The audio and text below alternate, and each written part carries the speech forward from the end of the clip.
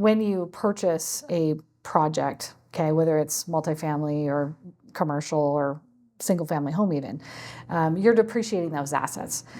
So you depreciate the assets. Commercial real estate and short-term rentals get depreciated over 39 years, and multifamily or residential gets depreciated over 27 and a half years. And typically what you do, is that purchase price, back out land, and then you depreciate those assets over their respective depreciation lives, or class lives is what we call it. The problem with that is that none of those assets are going to last that long. Do you know any assets that last 39 years in a property? Utility, not carpet, not hardly anything. Yeah. So even roofs these days, they don't last that long. And so it's a little bit ridiculous. And some of our real estate pioneers had gone and challenged the IRS and said, we're doing all these things, especially if you buy a property that's 20 years old, right? Think about that. Think about how those assets are dated. So these real estate pioneers went to the IRS and fought and won. And this started back in the 1940s. The 1940s, they were like, we shouldn't have to depreciate these assets over 27 and a half years because they're never going to last that long. So what happened was COSSEG was born through a series of court cases and lawsuits against the IRS and pleading their case. And ultimately what that has left us and where it's brought us today, thousands of assets that can be depreciated in multiple or different buckets. For instance, most people know that appliances go into a 5-year asset. Carpeting and flooring go into a 5-year asset, right? We all know that. Why?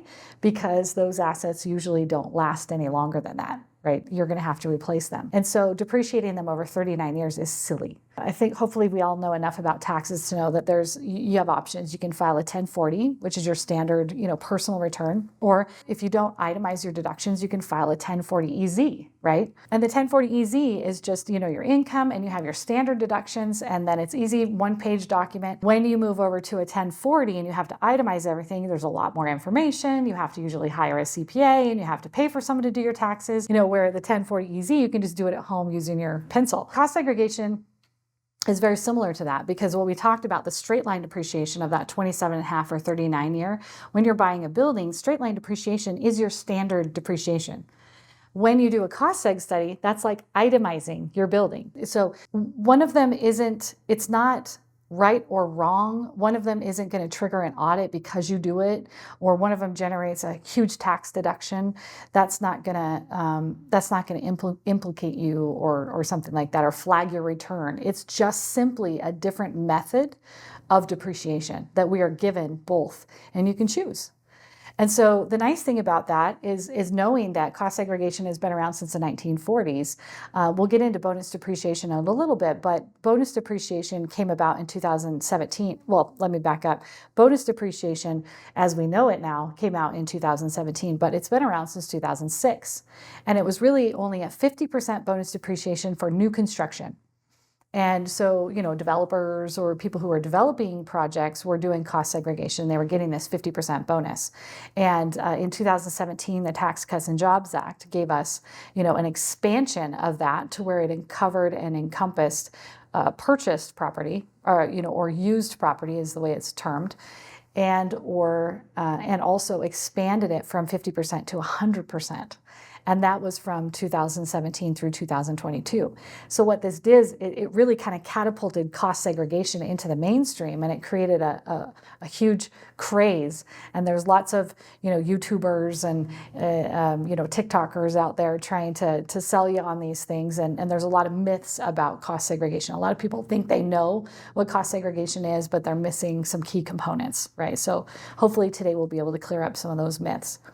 But when we do a cost segregation study, what we're doing is we're going in and we're dissecting that property. So when you're depreciating it as a whole asset or a building in one approach, you're treating it as one asset, the entire building.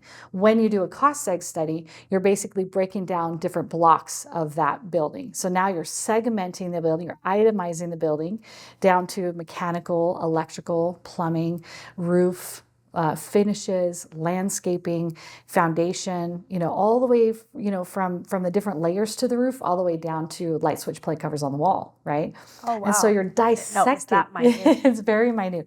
A lot of people don't do it to that level but those would be like a desktop study or a limited scope study. So when you're doing a true engineered based cost seg study, which is the biggest value, you're gonna absolutely be able to grab and put all of these assets in accordance with the IRS regulations into their appropriate bucket or class life. Okay, so we have a class life starting of 39 and 27.5 years. Then we have the class lives of maybe 5 years or 15 years, maybe 7 years, and those different class lives. Bonus depreciation kicks in during certain periods of time. And the bonus depreciation says, like when we had 100% bonus, say for instance, you bought the property in 2022, we were able to move maybe 30% of those assets or those blocks into faster buckets. Bonus depreciation applies to any bucket that's 20 years or less. So when we do a cost seg and we shift those assets from the long asset to the shorter buckets, the 5 and 15 year buckets, that qualifies for bonus depreciation. So you see how it triggers. You do the cost seg first, bonus depreciation is as a result of it. You don't have to take your bonus depreciation. You can just take that. What the class lives mean is that instead of depreciating it over the long term 39 years, you're depreciating the bucket of 5 over 5 years, and you're depreciating the 15 bucket over 15 years. Bonus depreciation kicks in and says, hey, you get 100% bonus depreciation. That means you don't have to depreciate that asset over 5 and 15 years. You get it all right now. You get to take a huge tax deduction on all of those 5 and 15 year assets, 30 or 35% on average of those assets, and plug those in and take a tax deduction up front. It's kind of like taking an advance on a paycheck.